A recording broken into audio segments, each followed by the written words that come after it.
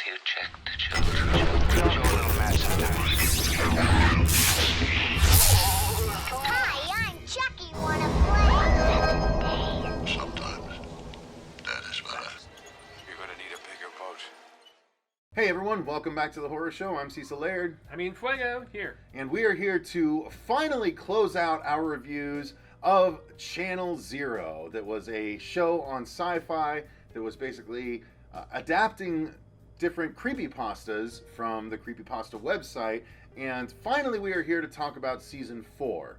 We already talked about the first 3 seasons, and quite frankly, those seasons didn't really super impress either of us. At times, I mean, the first Cool season ideas, I but enjoyed. not executed super interestingly. Yeah, which is the odd thing, because it's not like they had to sustain 10, 12, 16 episodes. These Right. were all little 6 episodes. 6-episode seasons. I still think Candle Cove might be my favorite.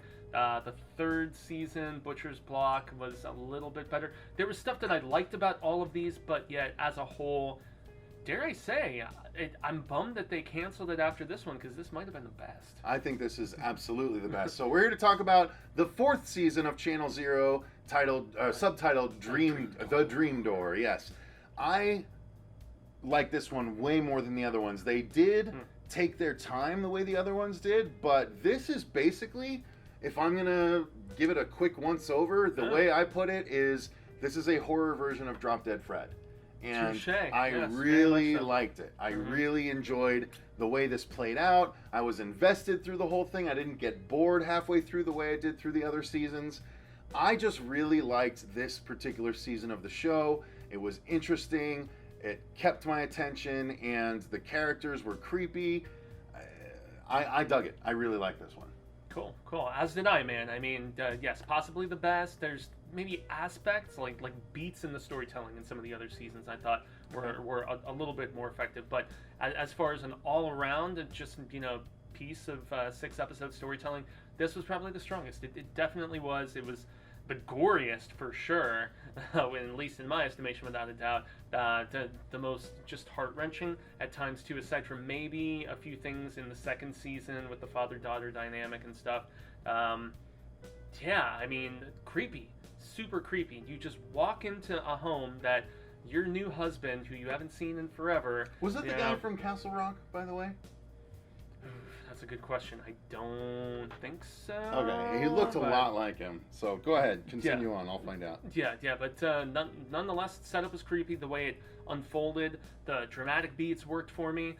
I will say that overall, I did see a twist coming with one particular character being nefarious and evil. I was like, oh yeah, that guy's definitely, he's not what he seems. And yet, I enjoyed the respective battling twists of different imaginary people. No, not Castle Rock, but he was in the new Blair Witch. Oh, okay. And the new Dead to Me show with Christina Applegate. So. Oh, which I've still known. Fair It's enough. a Netflix show I haven't checked out. Fair enough.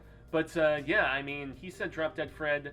If you guys know Drop Dead Fred, it's about imaginary friends and things of that nature. But this does veer more so into the horror territory in every possible capacity, and just who has a more powerful imagination almost in some ways was something that was really deep within this, and yet deep heartfelt relationship between our lead character, who, from what I was reading in the creepypasta, she wasn't much of anything.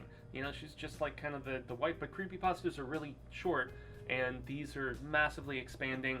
I was especially impressed with her acting and with just everything that goes down with her character, all of the peaks and valleys and ups and downs, and it didn't hurt that she was extremely pretty. So yeah, in any event, this was my favorite all around of the 4 seasons of the show, and kind of sad that they canceled it after such a strong effort. So I just really liked the premise. I thought it was really cool. She has this imaginary friend from her past that is a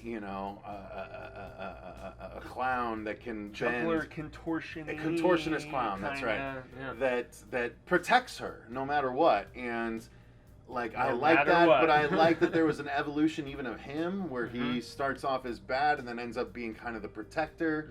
I thought that the good human that understood her, that ended up kind of turning into the bad guy. I thought the arcs that everyone had were really entertaining.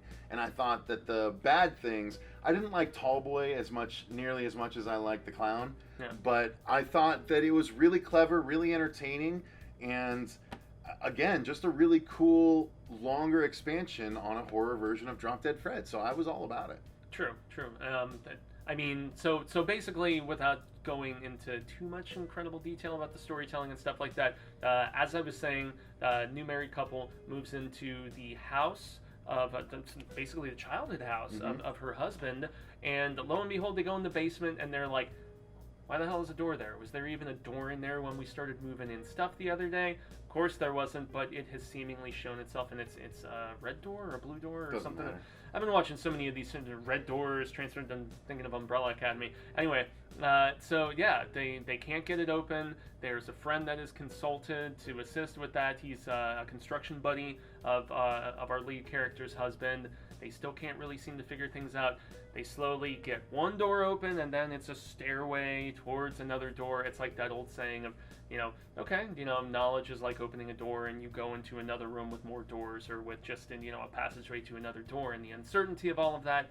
And yet we slowly start to figure out connective aspects with our lead lady's just childhood and history, as she's kind of remembering more and more things from just this imaginary aspect with her back as a kid, including that imaginary friend, and discovering some old drawings of him and everything, and the awkward dinner party amongst the four of them early on. The white couple and the African American couple, and it's just like, you can tell that there's tension on the whitey side between those two, and homie's drinking too much beer and upsetting his lady, but characters start to get unexpectedly killed by the emergence of, and this is where I'm really kind of not sure how much we should divulge, because We're fine there. Okay, but so yeah, characters are killed, and there is a connection with somebody who looks exactly like this imaginary friend of our lead lady going back. And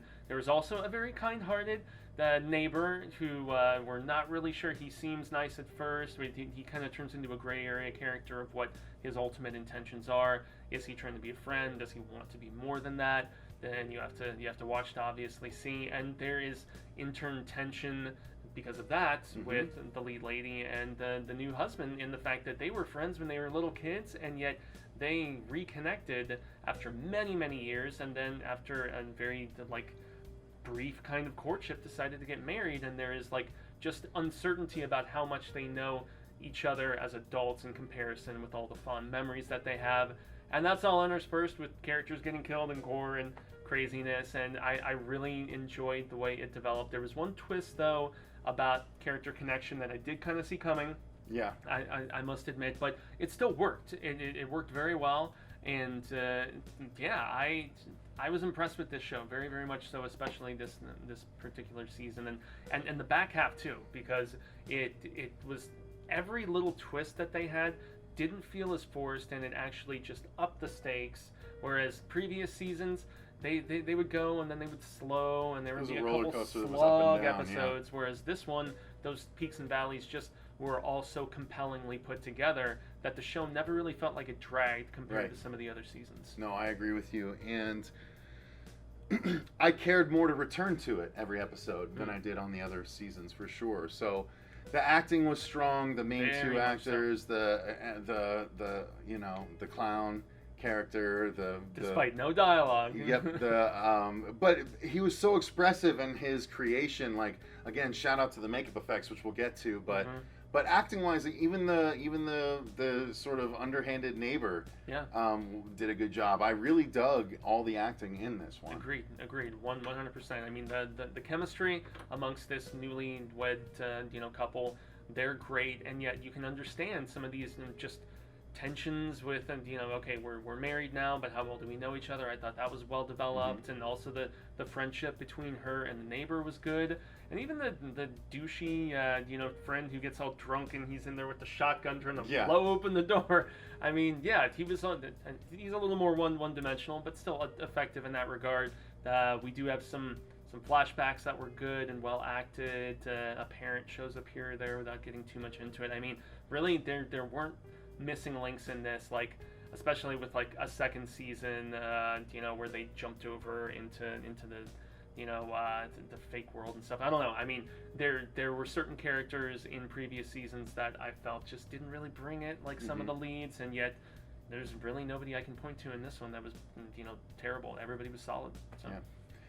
Yeah, no, I agree. So, and then effects-wise, I thought they did a great job. I mean, the gore that we got was well done. The character itself, the contortionist clown, was more than adequately creepy through the whole thing. Yeah. And even Tallboy had some kind of cool, effect moments. So I dug the effects in this. This was the goriest of all 4 seasons in my estimation. There are a couple scenes of people being like chewed up with like it was almost like I can't even think of what sort of like a grazing tool or like pruning tool or something like that. I mean, there are people being sawed up by like it's and also the blood factor and also the kind of milky factor, almost like from the second Aliens film with Bishop with one of the imaginary friends. I thought that was cool. I especially like the bloody confrontation that happens in the back half of the season at this old. It's an undeveloped almost community that has a tie-in with one particular character, and so there's it upped the epicness and the scale of everything, and just that contortionist stuff, man. I mean, the fact that it is all the actual physical actor practically, just like pretzeling and the moving of the arms and all that stuff. It was gross to watch, and yet the arc of that particular character, the imaginary friend, was very cool. So yeah, it was well shot. It was bloodier than any of the others, which I appreciated. Score was solid. I mean, I can't say that I remember anything particular about it. It did get kind of synthy at times, which I did appreciate. I think some of the previous Channel Zeros did, but really more so than anything, the biggest strength of this is just some of the gore, and really at the heart of it, the deep storytelling of this imaginary protector, which our lead character, is somehow able to conjure into existence, which is pretty cool. So well, also the superpoweredness of it, where eventually you can learn to control it and stuff. I dug all of that. So this is definitely the most interesting season of Channel Zero to watch, in my estimation. We had a lot of people saying that season 4 was their favorite on our reviews of season 2 and 3, and now I can definitely see why and agree. So they definitely stepped it up. It's a shame that Channel Zero is over now for the time being, but yeah, for the time being, at least the best season was the last one. Dream Door, definitely worth your time, you guys. If you haven't watched it, definitely make time to give it a try, because it is cool, especially if you're older like us and a Drop Dead Fred fan. But thank you guys very much for watching, and thank you to our patrons for supporting the channel. The link to the Patreon is in the description box down below, where you can actually choose movies for us to review and commentate on, all that good stuff. But until next time, I've been Cecil Laird. And gracias a Jaime Fuego. And remember, stay scared.